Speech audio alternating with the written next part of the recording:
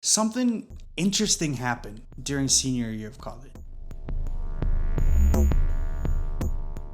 I developed this phase where I was obsessed with understanding everything to the deepest level possible. I would also obsess about wanting to connect with everyone around me in a similarly deep level. Naturally, I started gravitating towards people who wanted something similar. That's when I started hanging out with this one friend group. Conversations with them wasn't your regular small talk. We'd sit there unraveling the layers of our personalities, mocking the absurdity of our existence, and then mocking ourselves for taking this too seriously. And yes, we absolutely knew how pretentious we sounded. But anyways, every now and then we'd stumble across a movie, a TV show, a book, or any piece of art that would speak the same language of the absurd, but it would articulate something we always felt, but never knew how to verbalize. And that's exactly how I came across Zima Blue. And for the last 4 years since I first watched it, this 10-minute long episode hasn't just spoken to me, it's stayed with me. And I want to use this video here today to talk about why.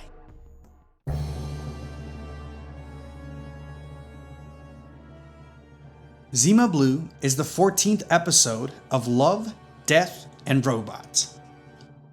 Each standalone episode of this animated anthology series on Netflix explores a different theme around the interaction between humanity and technology. Every episode is brilliant on its own right, but Zima Blue is by far my favorite. Also, if you haven't watched it yet, this is your cue to pause the video, go watch it, and come back. Like I said, it's only 10 minutes long, but it's absolutely worth it. So Zima Blue is the story of this renowned cosmic artist who starts out by painting human portraits, but is unsatisfied with this endeavor. Then, he turns to painting murals of the cosmos, but for him, even that falls short. And over time, his art becomes centered around a single color, Zima Blue. And this color eventually defines this artist. We aren't clear if the color is given Zima's original name or if Zima's name is derived from that color, but only the word Zima is used to describe the color and the name of the artist throughout the episode. And over the years when I've watched and rewatched Zima Blue, this color has meant multiple things for me. From existential angst, ambition, ego, a thirst for knowledge, human hubris, and honestly, a lot more. But for this video, I'm only going to focus on a few themes. Let's get started with existential angst. One thing is pretty obvious. Zima's transformation from a portrait artist to a cosmic celebrity portrays a familiar growth pattern. We see this in many brilliant artists. First, follow the convention, then master it, then eventually break or remake the rules to express your individual identity or philosophy.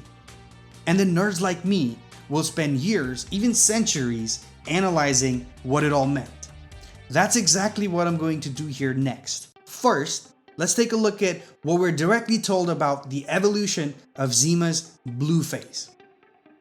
At first, the color blue starts as a small part of one of his murals. Slowly, the color begins to dominate his paintings. Eventually, all his murals are just that color. Then, those murals begin to expand, growing, evolving, and covering vast swaths of space. It is communicated to us multiple times that Zima's art is about self-exploration and expression more than aesthetics, spectacle, or fame. It is also stated that Zima's dissatisfaction with the human form is what inspired him to stop painting portraits and start painting cosmic murals. To me, this hints at a yearning for something deeper. Now, let's dig deeper into what we know about Zima's personal life to build on that. Zima undergoes these cybernetic modifications. By the way, let me talk about how jealous I feel of these transformations. They look absolutely sick. The narrator says it's too big of a sacrifice or whatever, but I'd take the deal in a heartbeat. They look absolutely sick. Coming back to Zima though, it's important to note that for Zima, these transformations aren't about aesthetics. The narrator claims that the transformation allowed Zima to commune with the universe. We're never really told what Zima was searching for through this communion, or if he even knew himself, but I think it's safe to say that whatever need he was trying to fulfill with this whole connection to the universe, that's exactly what the blue symbolizes. Zima was in search for something deeper, a deeper connection with himself and the universe. Let's get back into talking about my friend group. Because these friends were able to fulfill my obsessive need for connection during my angsty phase, it felt amazing hanging out with them. But there was a catch. As people who desperately wanted to understand everything, we also carried a deep dissatisfaction, a gnawing disappointment that we couldn't know it all. There was always an awareness that we are limited, that we will never know enough, we will never be enough. And that exact awareness grew inside of me during those conversations. I remember the anxiety sitting like a boulder on my chest after those hangouts.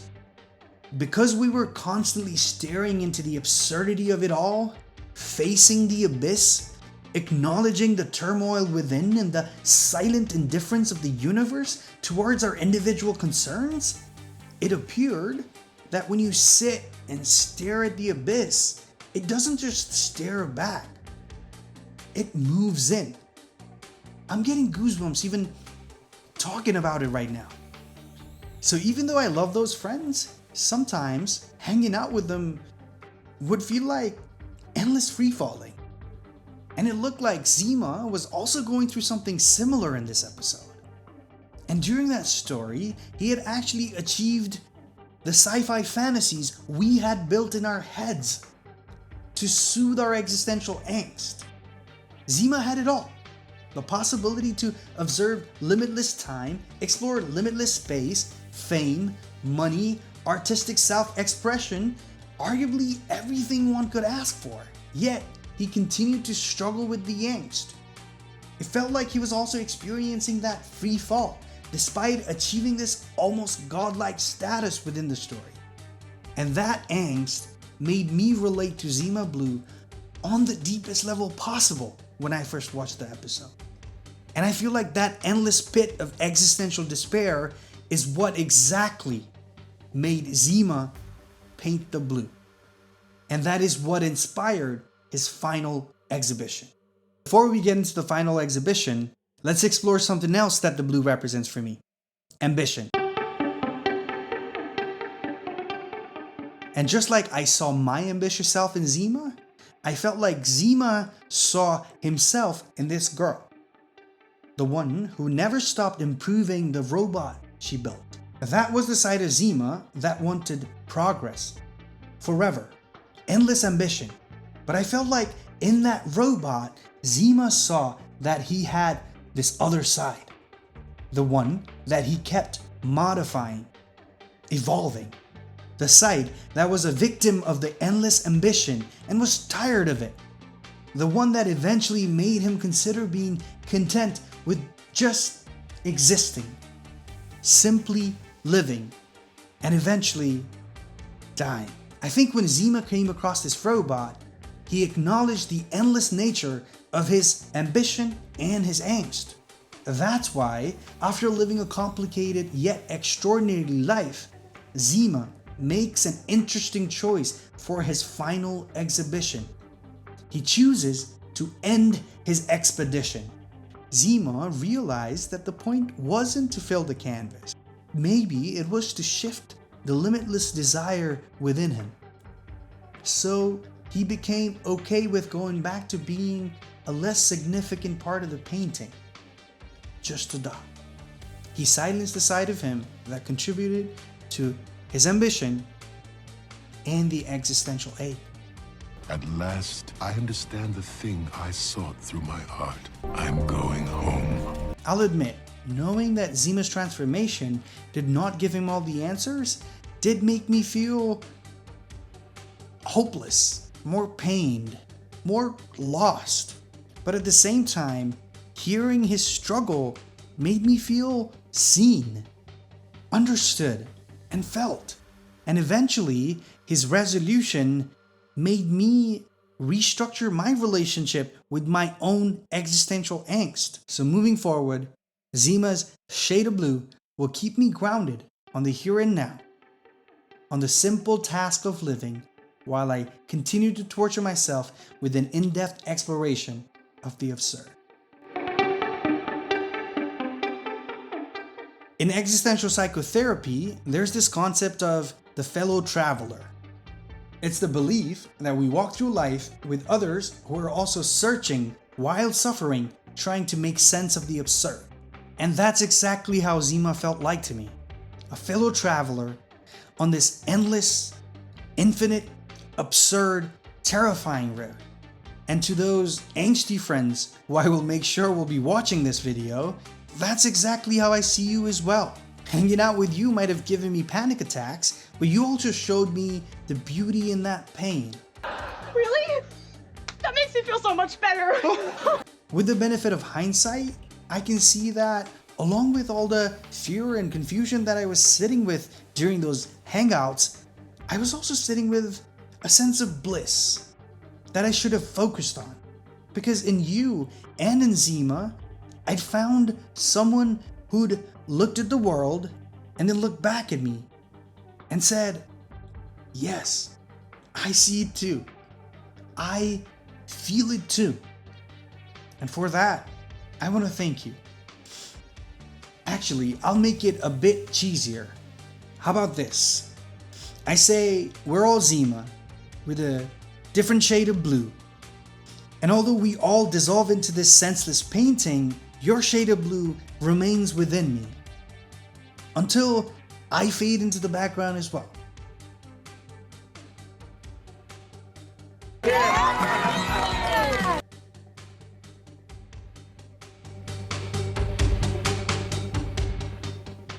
While making this video, I kept thinking of other pieces of art that spoke to me the same way Zima Blue did, so I wanted to share it here. If you liked watching Zima Blue and liked watching this video, you're gonna love these. Pretty much all of Rick and Morty is a good recommendation, but especially the episode where Jessica becomes a time god.